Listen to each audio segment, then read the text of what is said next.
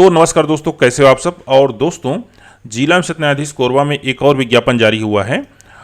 Actual में विज्ञापन बहुत पहले जारी किया गया था, जुलाई में, ठीक है, ये 12 जुलाई 2023 को। अब उसी विज्ञापन में दोस्तों फिर से आवेदन मंगाया जा रहा है। चलिए क्या है पूरा मामला समझते हैं। तो देख लीजिए, ये जिला एवं सत्र न्यायालय कोरबा की स्थापना द्वारा जारी किए गए विज्ञापन क्रमांक 1813-2 इतना 12 जुलाई 2023 के अन्य शर्तें के कंडिका 14 में उल्लेखित स्टाइपेंड से संबंधित समस्त बातें विलोपित पढ़ा जाए।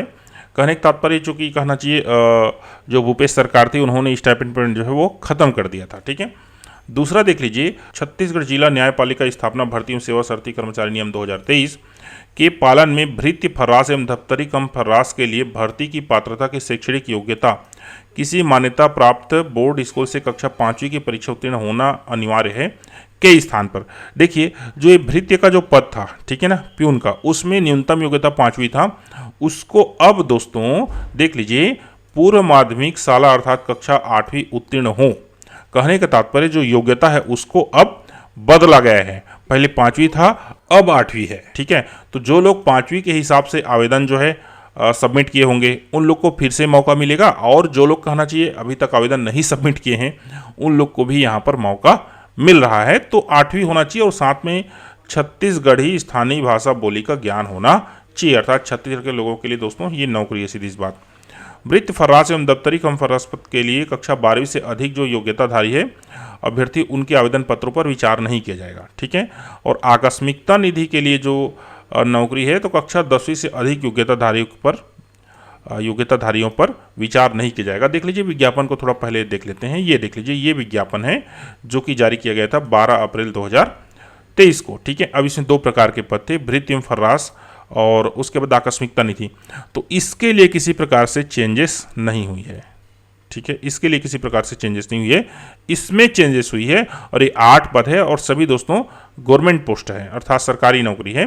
ये अनारक्षित में इसमें 1 पद है, अन्य पिछड़ा वर्ग में देख लीजिए 2 पद है, और एससी में 1 पद और अनुसूचित जनजाति में 2 पद। तो इसमें कहना चाहिए संशोधन हुआ है इसकी योग्यता में। अब चलिए आगे बढ़ते हैं। उच्चतम निर्धारित योग्यता से अधिक योग्यता पाए जाने पर आवेदन निरस्त कर दिया जाएगा, और इस संबंध में जानकारी छिपाए जाने पर उसके विरुद्ध आपराधिक मामला दर्ज की कार्यवाही की जाएगी। तो देख लीजिएगा भाई, फॉर्म डालने से पहले, ठीक है।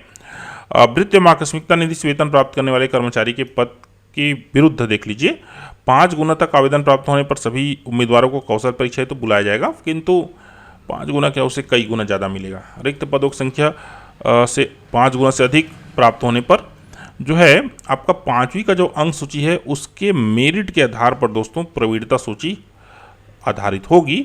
उक्त उल्लेखित सभी बातों को विलेपित करते हुए आवेदन पत्र सही पाए जाने पर अभ्यर्थियों को अभिवृत्ति या कौशल परीक्षा सह साक्षात्कार हेतु अवसर प्रदान किया जाएगा, एवं अभिवृत्ति एवं कौशल परीक्षा में प्राप्त अंकों के आधार पर वर्गवार चयन सूची तैयार की जाएगी, प्रतिस्थापित किया जाता है। कहने का तात्पर्य है ये जो चयन विधि है इतना सबको विलोपित कर दिया गया है, और सीधा सा बात ये लागू हो गया है। सभी लोगों को कहना चाहिए कौशल परीक्षा के लिए बुलाया जाएगा, और उसी के हिसाब से फिर दोस्तों यहाँ पर जो है सूची जो है तैयार की जाएगी, चयन सूची, ठीक है। साथ ही भृत्य फर्रास एवं दफ्तरी कम फर्रास तथा आकस्मिकता निधि के रिक्त पदों पर स्पीड पोस्ट अथवा रजिस्टर्ड डाक के माध्यम से दिनांक 24 अप्रैल शाम 5 बजे तक आवेदन पुनः आमंत्रित किया जाता है। दोस्तों, अब ये विज्ञापन फिर से नया हो गया कहना चाहिए। अब इसमें फिर से जो है आप आवेदन सबमिट कर सकते हैं। इसका जो योग्यता है अब 8वीं पास है, और इसका योग्यता जो है अब 5वीं पास है, ठीक है। यहाँ पर ये चीज़ मेंशन भी होगा, देख लीजिए। यहाँ पर ये देख लीजिए, आकस्मिकता निधि के लिए 5वीं, और इसके लिए अब 5वीं से बदलकर क्या हो गया, 8वीं हो गया। बाकी सब कंडीशन वही है। आप ये जो आवेदन फॉर्म है देख लीजिए, इसको भरकर आपको सबमिट करना है, ठीक है। और देख लीजिए, जिन अभ्यर्थियों के द्वारा पूर्व में आवेदन प्रस्तुत किया गया है उन्हें उसी पद हेतु पृथक से नवीन आवेदन पत्र प्रस्तुत करने की आवश्यकता नहीं है। बाय द वे, किसी ने भृत्य के लिए आवेदन किया था, ठीक है, लेकिन 5वीं का सर्टिफिकेट ही डाला था, 8वीं का नहीं डाला था, तो उसको फिर से आवेदन करना पड़ेगा यहाँ पर। लेकिन उसने 5वीं के साथ 8वीं का भी सर्टिफिकेट डाला हुआ था, उसको पुनः आवेदन करने की जरूरत नहीं है। बाकी जिन्होंने आकस्मिकता निधि के लिए फॉर्म डाला था तो उनको कुछ करने की जरूरत नहीं है, ठीक है। और जिन लोगों को कहना चाहिए अभी इसमें फॉर्म डालना है, तो वे लोग ये जो कंडीशन है इसको अच्छे से एक बार समझ लीजिएगा। देख लीजिए, भृत्य के लिए 12वीं पास से एक्स्ट्रा नहीं होना चाहिए। 12वीं पास है तो चलेगा।